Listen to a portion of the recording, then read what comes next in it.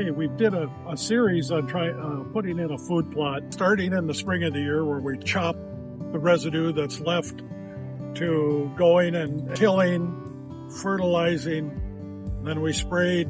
This is the end result. It's a sorghum that we got from Pheasants Forever. You can see the amount of seeds on that head. And when you look around, you can see how much feed is going to be here come winter. And the nice thing about this particular type of sorghum, in the winter you get your first snow and this stuff will bust off at about this height. And that's where the birds can run underneath, and they've got feed right down by them. Excellent cover, excellent habitat. If you put a little effort and a little expense, this is what you can end up with.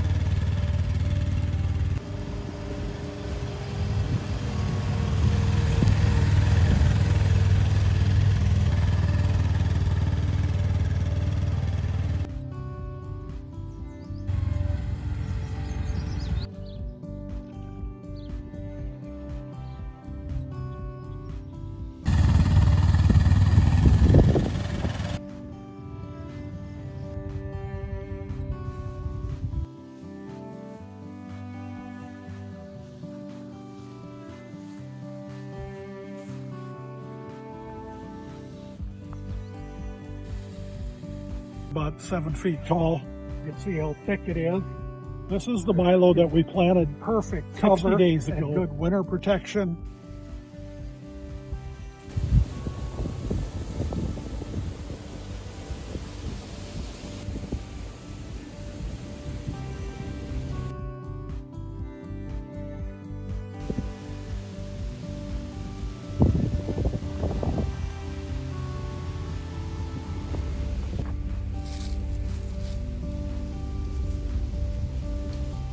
Another reward to this is when you come out into this excellent habitat, if you just want to come and watch birds, watch wildlife, whatever, or if you want to get into doing some hunting, coming out here after the season, it's not uncommon to just see pheasants explode out of this stuff. They're feeding in here in the winter time.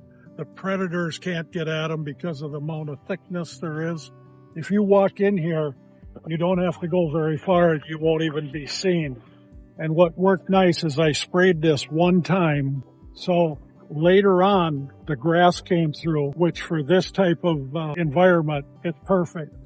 The amount of cover that's in here with the grass that came through, along with the feed, it's an excellent choice. You want to see your Kubota dealer, and he's got the land pride and the tractors and all the stuff that goes with it to make this all work.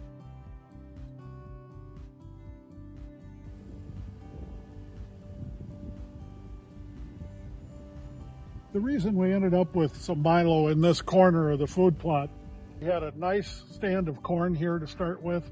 Pheasants came in last spring, and when it was very short, they ate this whole corner off. So rather than leave it bare, we just interplanted some Milo on top of what we had for corn. This is one thing we've learned about planting corn too close to a creek. Pretty much take a good portion of your food plot and wipe it out. They'll drag the corn out into the creek to build their dam. So that's one advantage to having Milo next to a creek. The beavers will not bother it at that point, but they aren't very bashful about grabbing a hold of this stuff.